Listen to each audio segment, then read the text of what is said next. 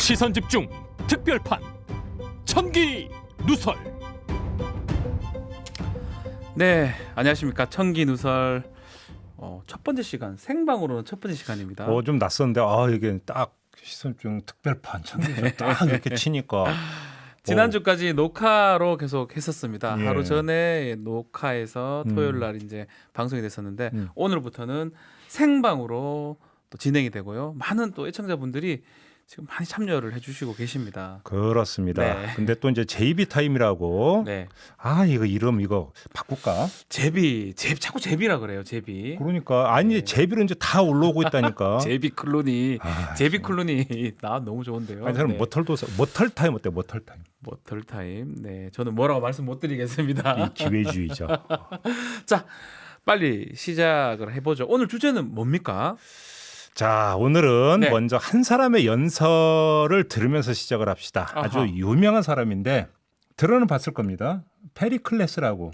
페리클레스가 아테네죠. 아테네의 페리클레스. 그 유명한 그렇습니다. 네. 아테네 민주주의의 전성기를 열었던 정치가 그 주인공.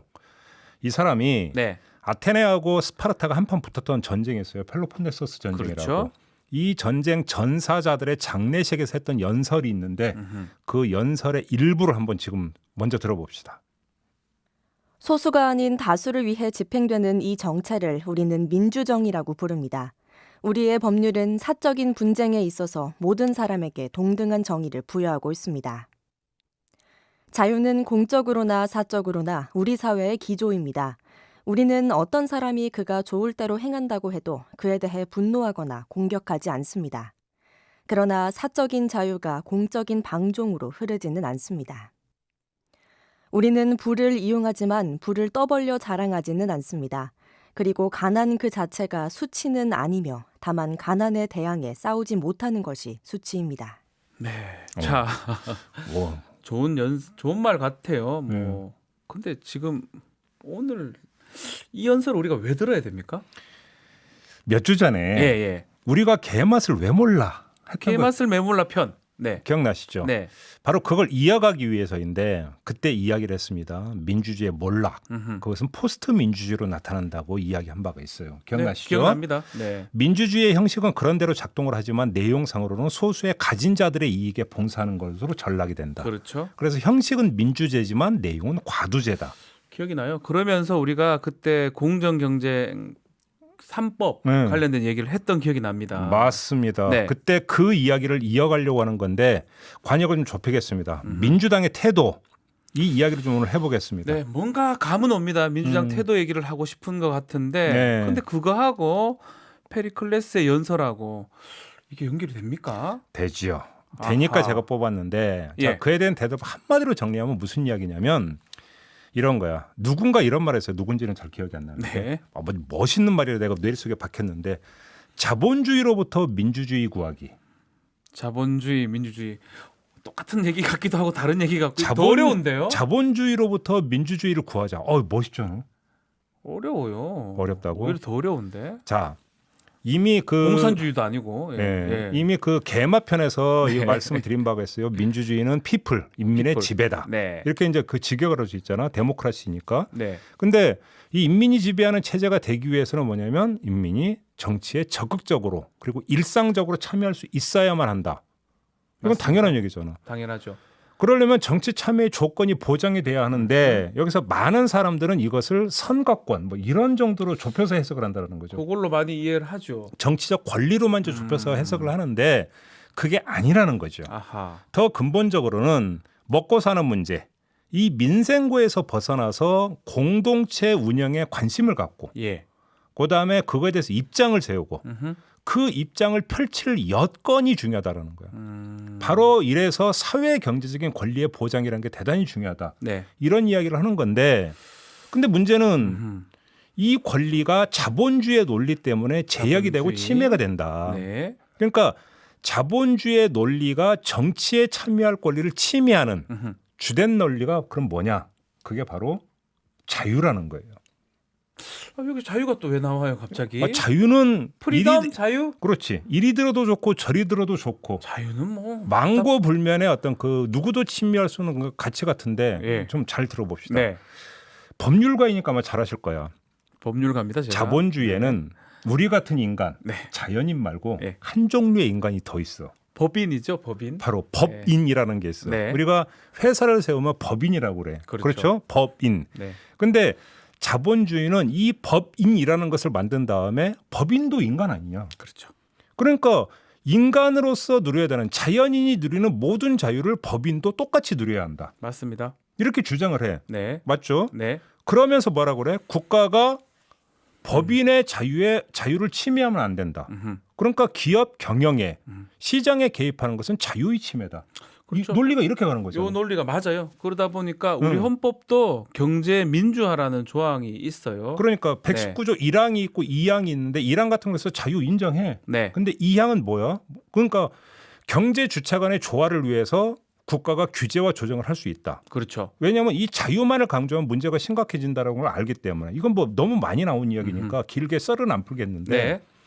이 경제 민주화가 이루어지지 않으면 어떻게 돼? 자본주의는 이 자본주의 논리가 민주주의를 좀먹는다라는 거죠. 좀 먹는다. 그러니까 뭐냐면 민주주의의 기반을 허물면서 포스트 민주주의를 끌어낸다라는 거예요. 아 그러면 지금 얘기하려고 했던 게 이 페르클레스 연설이 그런 뜻으로 봐야 됩니까? 그렇게 해석될 수가 있죠. 있다라는 얼마든지. 거네요. 결국은 자, 그 아까 연설이 이런 게 있잖아. 사적인 자유를 보장하지만 보장할 수 그것이 있지만 공적인 방종으로 하면 안 된다. 이런 대목이 나오잖아. 맞습니다. 이게 이 원리로도 얼마든지 해석이 가능한 이야기인데, 자, 사적인 분쟁에서 모든 사람에게 똑같은 정의를 부여한다. 네. 이런 대목이 나오잖아. 자, 이러기 위해서는 국가의 개입은 필수야. 그렇죠. 왜?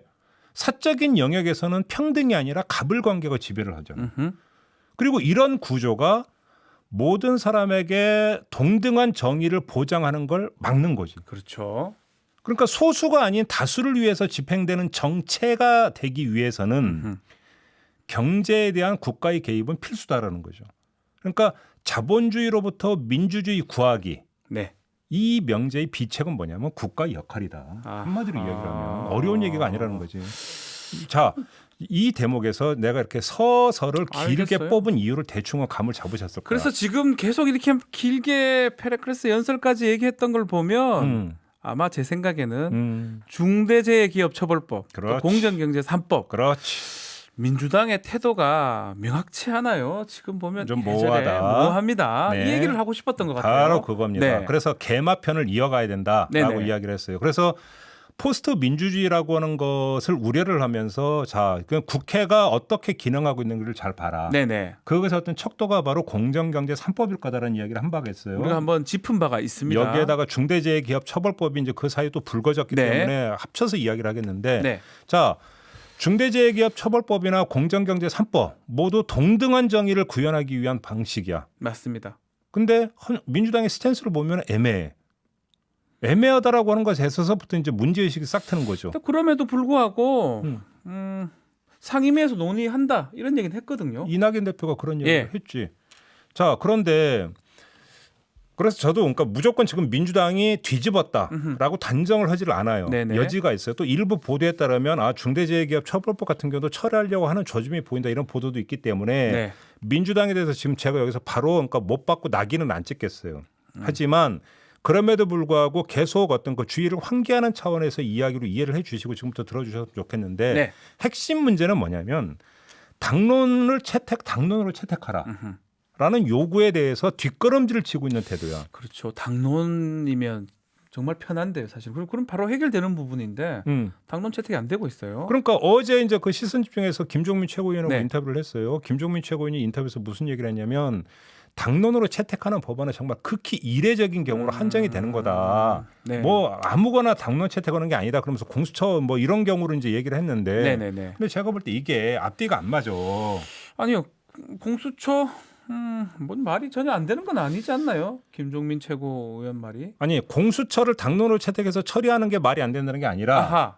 공수처는 그만큼 중요하니까 당론 채택하는 건데 이거는 그거 아닐 수도 있다라는 식으로 만약에 해석이 된다면 그게 말이 안 된다는 얘기야. 그 부분이 말이 안 된다. 자, 왜 네. 그러냐면 저 얼핏 보면 예. 공수처나 중대재해처벌법, 공정경제 3법은 상관이 없는 것 같죠. 한 개는 정치 관련 법률이고요. 그리고. 아니 뭐 한 개는 이 두 가지는 경제 관련 법률이잖아요. 그러니까 딱 보면 그렇게 되죠. 네. 근데 아까 이야기했던 민주주의의 원리에 따르면 음흠. 뿌리가 같다라는 게 제 판단이에요. 뿌리가 잠깐만. 같다. 공수처랑 공정경제 3법 이게 뿌리가 어떻게 같을 수가 있죠? 자, 한번 들어보세요. 자, 내가 이해하는 공수처. 그래서 내가 동의하는 공수처는 뭐냐면 자, 권력이 네. 소수에 독점된 상태에서 음흠. 이 권력이 상호 견제와 감시가 되지 않으면 그 권력은 부패해. 네, 이건 망고의 진리잖아요. 맞습니다. 그러면 부패한 권력은 필연적으로 어떻게 되냐면 누군가를 재물을 삼아. 아하. 그게 누구냐면 한 사회의 을들이야. 우리가 얘기하는 을.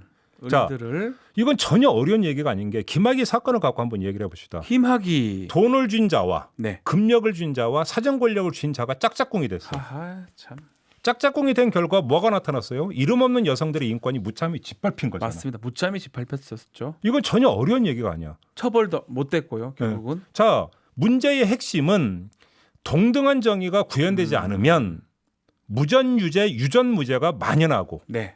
그 결과는 절대 다수 을들의 권리 침해로 이어지고 아하. 이 권리 침해는 정치 참여의 여건 박탈로 이어지고 그러면 정치 참여 박탈은 소수 부패 권력을 공고화하는 데 일조한다. 악순환이 돼버린다는 거죠. 그렇죠. 공수처가 그래서 필요하다. 응. 저도 공감이 되는데요. 악순환이 그러니까 되는 건데. 네. 자, 그러면 중대재해기업 처벌법이나 공정경제 3법 네. 이 취지가 뭐야? 을들의 이것도 권리 당연히 침 을들의 권리를 보호하자. 그렇지. 네. 을들의 권리를 보호하자. 을들의 권리 침해를 막자라는 음흠. 취지잖아. 자, 그러면 이게 입법되지 않으면 이 결과는 어떻게 되냐면 을들의 정치 참여 여건의 축소 내지 박탈 내지 침해로 이어지고 네. 그러면 소수 부패 권력의 만행을 제어를 하지 못하게 돼. 그렇죠. 제어를 하지 못하게 되면 을들의 권리 침해는 더 심해져. 악순환이 된다는 거예요. 그런 와. 점에서 원리가 제가 아까 그랬잖아요. 뿌리가 똑같다고 했잖아요. 어허. 원리가 이렇게 돌아가. 그런데 하나는 당론으로 추진하고 하나는 의원 개인의 자유에 맡긴다? 과연 이게 타당한 논리냐라는 거예요. 내가 이야기하는 게. 제가 볼 때는 그게 원리는 아니고 같은데. 오히려 네. 책임 회피다.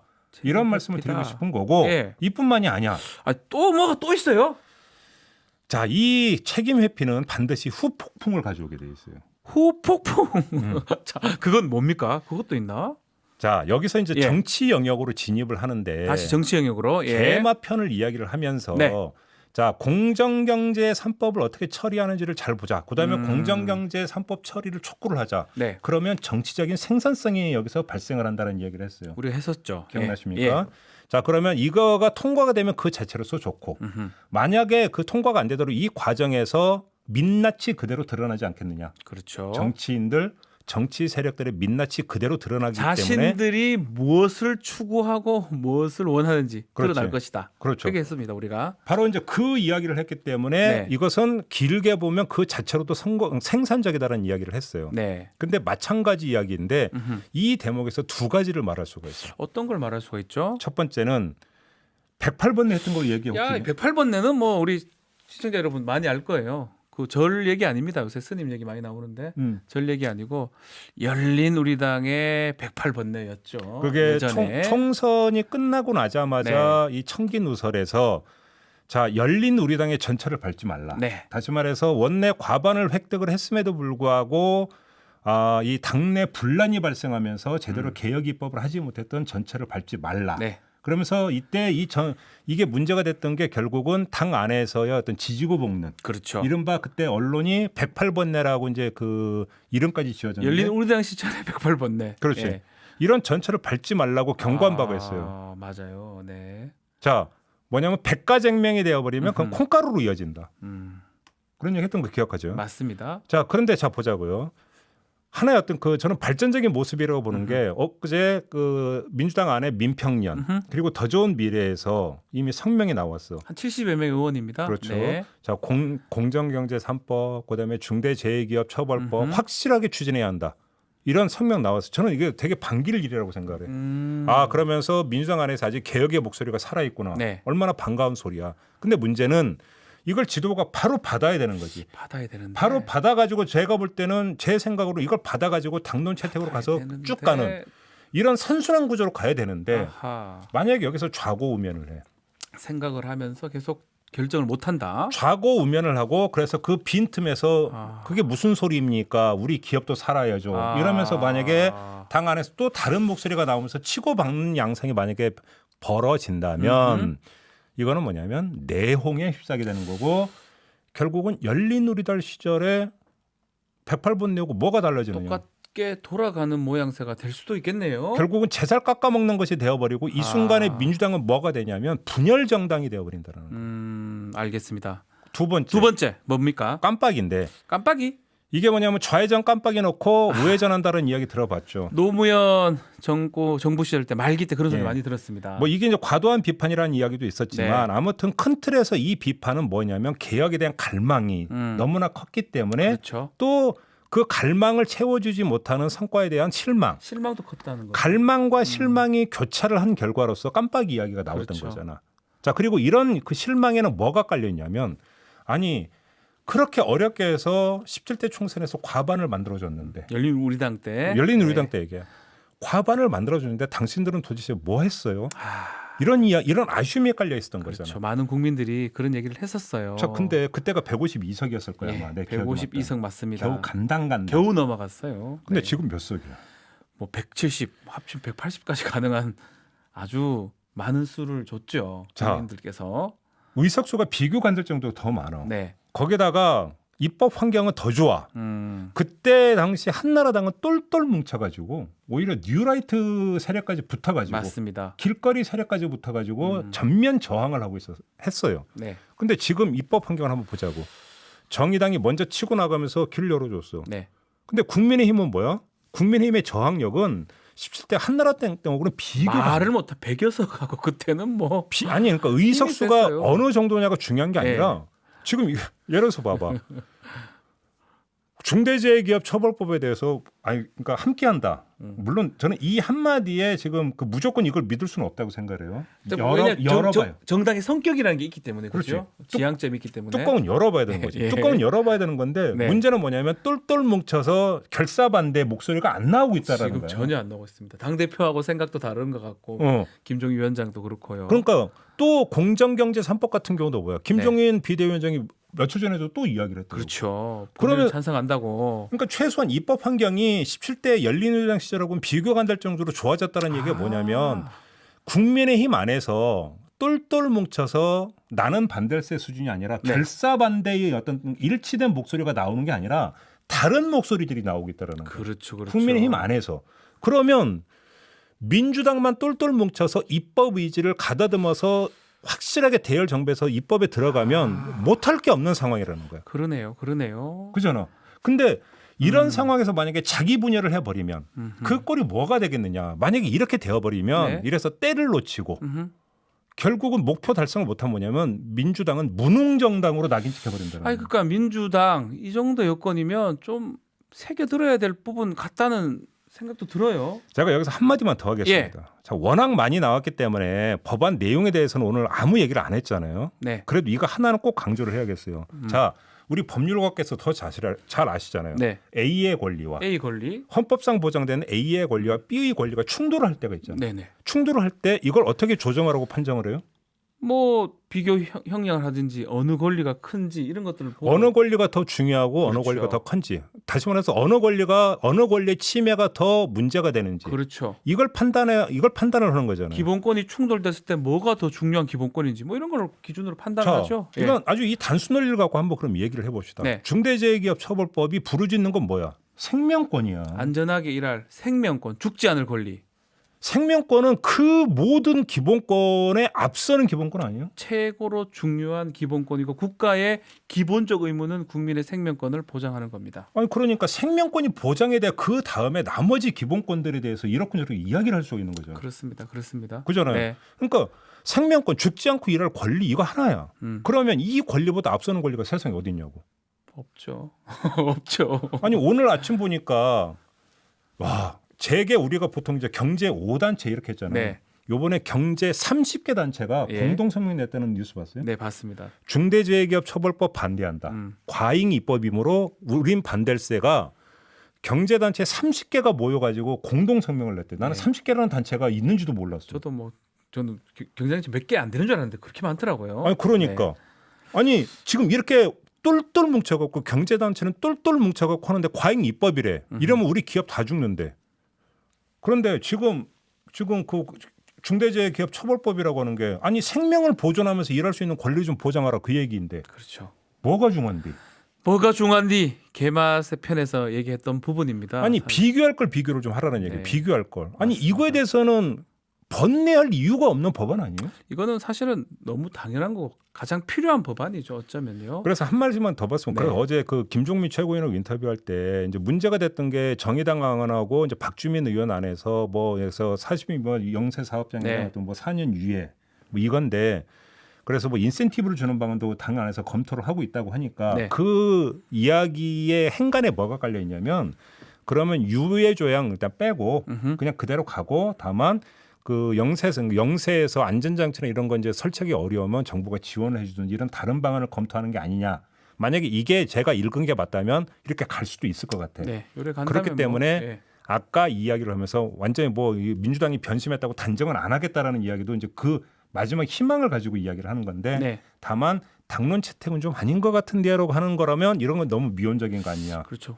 아예 그냥 당론 채택으로 밀어붙이면 오히려 좀 더 나을 수 있는데 그 부분이 좀 오히려 애매하긴 하네요. 민주당이 이렇게 애매한 스탠스를 펼치니까 뭐냐면 경제 30개 단체가 그렇죠. 기회는 찬스다. 아하.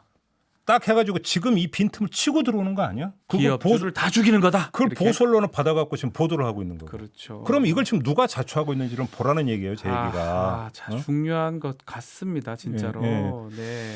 자, 제가 네. 개마편에서 네. 공정경제 3법의 생산성을 이제 말한 바가 있잖아요. 그중 하나가 공정경제 3법의 처리 태도를 보면 네. 정치인, 정당의 실체가 드러날 것이기 때문에 상상적이라고 했어요. 이거는 되게 중요한 얘기입니다. 이거를 어떻게 처리하냐에 따라서 그 정치인이 무슨 생각을 갖고 있고 누구의 이익을 위해서 정치를 하는지를 알 수 있다. 그렇죠. 그때 그래서 짚어줬죠, 저희가. 좀 아까도 얘기를 네. 했으니까 더 얘기는 안 하겠고 다만 여기서 하나만 내가 마지막으로 환기를 하고 끝낼게요. 네. 민주당이 유념해야 되는 포인트가 하나가 있는데 뭐냐면 정치는 왜 하는가? 정치를 왜 하는가? 다. 이건 아주 근본적인 질문인데 여기에 대해서 답을 내놓으면 제가 볼 때는 중대재해기업처벌법이나 공정경제 3법을 왜 그러니까 강력하게 처리를 해야 되는지가 그 이유가 나올 거라고 생각하는데 네. 우리 옛말에 가난구제는 나라님도 못한다는 말이 있어요. 그런 말이 있었습니다. 그죠? 옛날에. 이때는 네. 전제 왕권 시대니까 나라님은 시혜의 주체고 그렇죠. 백성은 시혜의 대상이지. 시혜를 베푸는 게 나라잖아요. 그렇지. 네. 그러니까 나라님이 그 가난구제라는 거 바라지도 않아. 뭐 이 나라님이라는 게 지금 있지도 않지만 이것이 이제 국가겠죠. 그렇죠. 현대 개념으로 국가가 되는데 국가가 시혜를 베풀어서 가난구제를 해달라는 이야기까지 하는 것도 아니에요. 그런 기대도 안 해. 그잖아. 오히려 정반대로 국가 더 넓게는 여기서 정체가 되는 건데 네. 국가를 향해서 정치를 향해서 시혜를 베풀어 달라고 호소를 하는 게 아니라 지금 제가 드리는 말씀은 국가의 의무, 정치의 의무를 다하라. 정치의 의무를 다하라. 저는 이걸 강조를 하는 건데 아까 이제 그 우리가 했던 페리클레스의 말 연설 가운데 가난 그 자체가 수치가 아니라 네. 가난에 대항해 싸우지 못하는 게 바로 수치다. 아하. 멋있는 말 아니야? 근데 정말 맞네요. 이거예요. 가난에 대항해 싸우지 못하는 게 수치인데 그럼 수치를 극복할 수 있는 가난에 대항해 싸울 수 있는 길은 막지 말라라는 거예요. 그렇죠. 그 길을 막지 말라. 그러니까 가난에 대항해서 가난을 침해하는 요소에 대항해서 싸울 수 있는 판을 깔아달라. 최소한의 판을 까는 게 국가의 이게 바로 의무다. 이게 정치를 해야 되는 이유고 정치의 의무라는 거예요. 그게 뭐야? 중대재해기업처벌법이 예를 들어서 네. 중대재해기업처벌법이 만약에 제정이 되면 갑자기 그 노동자들이 근무 환경이 호텔 스위트룸으로 바뀌나? 아니요, 그럴 일이 없죠. 아니잖아. 그럴 리 없죠. 그렇다고 월급이 오르나? 그럴 리 없죠. 그다음에 공정경제 3법이 만약에 통과가 된다면 노동자들의 임금이 지금부터 더블로 뛰나? 그럴 수가 없습니다. 이거는 뭐냐면은요. 네. 노동자들의 복지가 갑자기 확 늘어난다 이런 게 아니라 그렇죠. 이 갑을 수직적인 갑을 관계가 아니라 수평적인 대등 관계에서 노동할 수 있는 환경을 조성하는. 기본 틀을 만드는 겁니다. 틀을 기본 만드는 틀, 기본 틀. 그래서 네. 가난이라고 하는 개념을 좀 더 넓게 하면은 음흠. 갑의 횡포에 대항해서 싸울 수 있는 최소한의 권리를 보장해 놔야. 네. 그래서 거기서 노동자가 스스로 어떤 자기의 권익을 지키기 위해서 그다음에 평등으로 나아가기 위한 자기 실천을 해 들어갈 수 있는 판이 깔리는 거 아니냐. 이거라도 있어야지만이 나도 다른 걸 생각하고 얘기를 할 수 있고 할 수 있다라는 거죠. 그 얘기하는 거잖아요 지금. 정치가 바로 해야 되는 게 이런 게 아닌가 아주 조심스럽게 얘기가 정치를 됩니다. 왜 하는가에 대해서 지금 민주당은 다시 한번 좀 곰곰이 생각을 하면서 스스로 좀 답을 내렸으면 좋겠다. 그래서 그러니까 그 좌고우면하거나 엉거주춤한 부분은 하루라도 빨리 정리를 했으면 좋겠다. 이런 말씀인데 안타깝게도 다른 사람이 아니라 당 지도부를 구성하고 있는 몇몇 분들이 하는 이야기가 네. 오히려 김을 빼는 이야기를 계속 하고 있으니까 계속 우려가 나오고 있는 거고 이 틈이 찬스다 해가지고 경제 30단체가 바로 치고 나오는 거 아니냐고. 맞습니다. 좀 유념을 했으면 좋겠다 이런 말씀을 좀 드리는 거예요. 네, 자 천기누설 첫 번째 생방 시간인데 주제가 무겁지만 반드시 해야 될 얘기가 아니었나 생각이 듭니다. 많은 분들이 지금 글들을 주셨어요.